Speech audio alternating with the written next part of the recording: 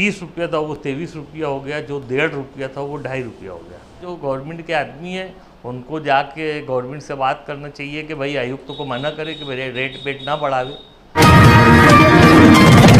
आज सुबह सुबह ये बात मुझे मालूम पड़ी कि भाई कमिश्नर साहब ने 18/12/2022 को एक मीटिंग लेकर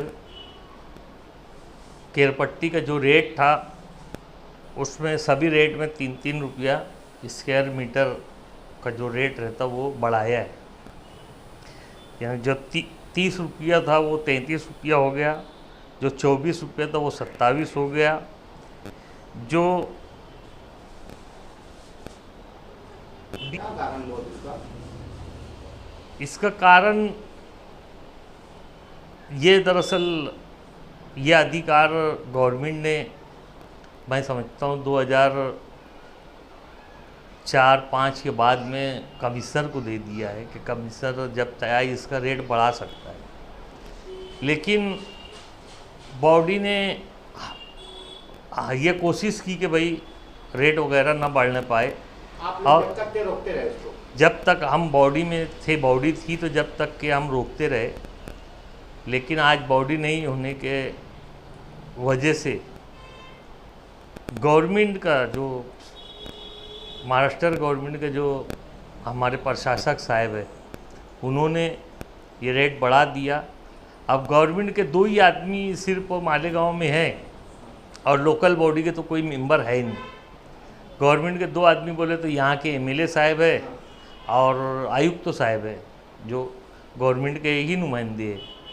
तो मैं समझता हूँ कि शायद है कि इन दोनों के मशवरे से ही ये रेट बढ़ा होगा। वही मेरा भी बोलना यही है कि भाई आज बॉडी नहीं है, आज कोई पूछने वाला नहीं है, लेकिन आमदार साहब तो है ये पूछने के लिए कि क्यों बढ़ रहा है। और आमदार साहब को खुद भी अगर इससे बचना, यानी उनको ये चाहते हैं कि भाई इससे बचे, यानी मेरे ऊपर ये बवाल ना आए, तो उनको रोकना चाहिए था और नहीं तो अभी रोकना चाहिए। क्या उसके लिए किया? नहीं, दरअसल इसका तो वही रास्ता है कि अब आज जो इक़्तिदार में बैठे हुए लोग हैं, इक़्तिदार से मुराद जो गवर्नमेंट के आदमी हैं, उनको जाके गवर्नमेंट से बात करना चाहिए कि भाई आयुक्त को मना करे कि मेरे रेट वेट ना बढ़ावे। अगर बॉडी होती तो बिल्कुल हम बढ़ाने नहीं देते थे। हमारे सोर्सेस हमारी सरकार के टाइम रहते ना, सरकार हट जाती सारे सोर्सेस ख़त्म हो जाते। नहीं तो हम तो अभी 1 साल पहले मेयर थे, हमने रोका, हमारी ताकत से इसको रोका। नहीं, बॉडी रहती तो बॉडी को एक इख्तियार गवर्नमेंट ने दी है, संविधान ने इख्तियार दिया है।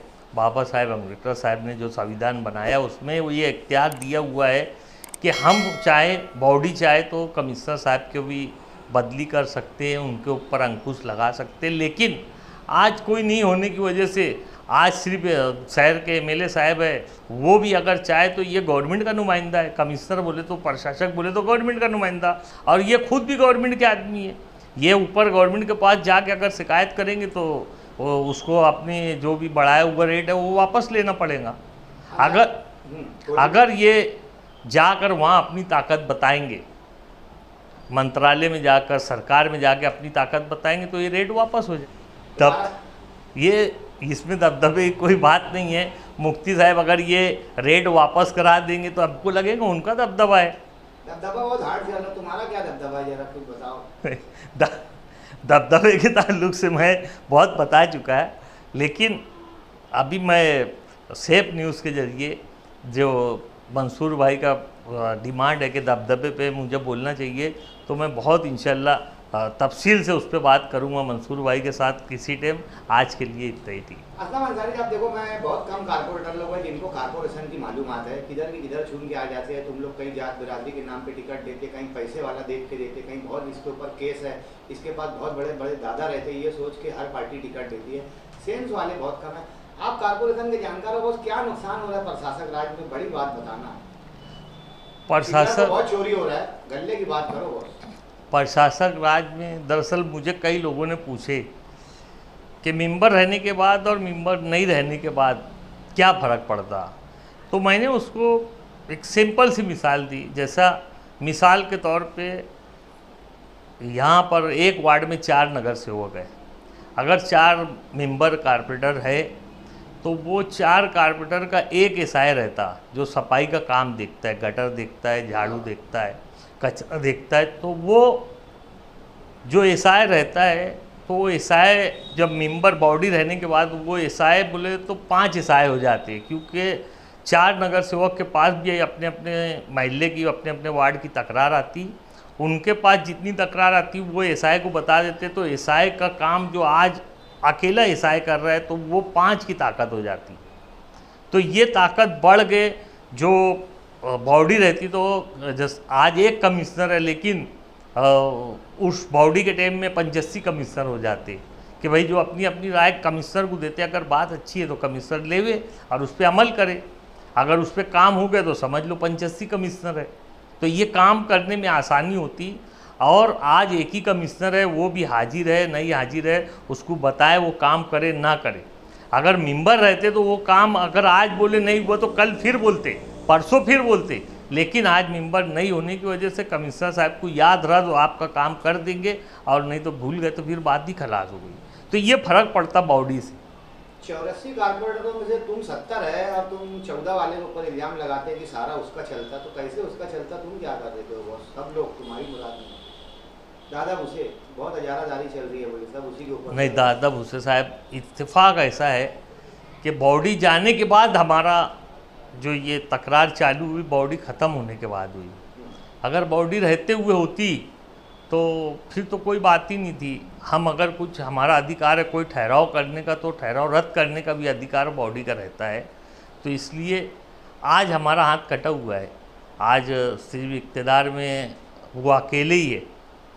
वो जो भी ठहराव उनको चाहिए कि कमिश्नर साहब उनको करके दे देते हैं, इसलिए हर काम आसान है। लेकिन बॉडी के टाइम में ऐसा नहीं रहता।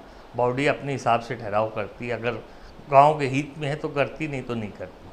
बॉस मेरे को 4-5 लोगों ने फ़ोन करके बोले कि यार मच्छर की बहुत तकलीफ है, किनारे के एरिया तो जान तो गांव के सेंट्रल एरिया में बहुत प्रॉब्लम है। मेरे को बोले यार मंसूर भाई तुम्हारे को सिर तो बाल है, मैं टकला है, बोले पूरा टकला सुझा दे रहे। क्या सही बात, सही बात। ये अच्छी बात है कि आपने ये बात बोली मच्छरों की। आप देख रहे होंगे कि आसिफ शेख रशीद साहब रमज़ान महीने से 2-3 बार कमिश्नर को लेटर दे चुके, कमिश्नर को मिले, उनके ऑफिस के बाहर धरना दिए, मोरंडम दिए। इस ताल्लुक़ से रमज़ान महीने में सिर्फ और सिर्फ 21 ट्रैक्टर में से 1 ट्रैक्टर चालू था। जब हमारी बॉडी थी तो 21 ट्रैक्टर चालू थी। हर वार्ड में एक ट्रैक्टर था। आज सिर्फ पूरे मालेगांव में 1 ट्रैक्टर चल रहा है। आसिफ शेख रशीद के बार बार तकरार करने के ऊपर से अभी 4 ट्रैक्टर चालू है। सिर्फ और सिर्फ 21 में से 4 ट्रैक्टर चालू है। और 4 ट्रैक्टर में 1 ट्रैक्टर ज़्यादा से ज़्यादा एक दिन में 2 महिला 3 महिला करता है। उसके बाद है ना, मालेगांव में तो हज़ारों मोहल्ले हैं। ठेका दे दिए ना तुम, ठेकेदार की मिस्टेक है इसमें। कहाँ कमिश्नर कारपोरेशन? नहीं, ये ठेका दिए थे लेकिन वापस ले लिए ठेका। जो फवारनी का ठेका है वो कारपोरेशन ने वापस ले लिया। ये ठेके पे नहीं है, अभी फ़िलहाल ठेके पे नहीं है। ये ताल्लुक से कमिश्नर से कोई गुजारिश कर दो, चैनल देखते हैं हमारा बहुत, नहीं तो खबरें लोग पहुँचा देते। नहीं, कमिश्नर साहब से गुजारिश करने का सवाल ही पैदा नहीं होता। कमिश्नर साहब हमारे मालेगांव शहर के कमिश्नर है, प्रशासक मालेगांव शहर के प्रशासक है। उनको मालेगांव शहर की खबर होना चाहिए। उनके लिए उनका तक हमारा मैसेज जाना ज़रूरी नहीं है। वो पल पल की खबर रखते हैं, सब अधिकारी उनको खबर देते हैं। वो बहुत परेशानी है गाँव को, बहुत मच्छर हो। सही बात है, बिल्कुल सही बात है। मच्छरों की परेशानी मैं सेफ न्यूज़ के जरिए से कमिश्नर साहब से गुजारिश करता हूँ कि भाई मच्छरों की बहुत तकलीफ़ है और कचरों की बहुत तकलीफ़ है। मालेगांव शहर में कि गर्मी अब ज़्यादा बढ़ जाने की वजह से पानी की भी तकलीफ़ है। तो कमिश्नर साहब को इस पर बहुत तवज्जो देना चाहिए। ठीक है, कमिश्नर साहब अगर गैर हाजिर रहते, अगर उनको कोई काम है बम्बई या नासिक का, तो वो गैर हाजिर रह सकते। लेकिन उनके जो अधिकारी है वो तो कम से कम यहाँ रहना चाहिए। वो अधिकारी भी नहीं रहते। अगर कमिश्नर साहब नहीं रहते तो अधिकारी नहीं रहते। मैं चाहता हूँ कि कमिश्नर साहब को अचानक विजिट करके, सरप्राइज़ विजिट दे के कम से कम अधिकारियों की तो खैरियत लेना चाहिए कि ये ड्यूटी पे है कि नहीं। अगर कमिश्नर साहब ये भी कर ले तो वो गैर हाजिर भी रहे तो हमको कोई एतराज़ नहीं।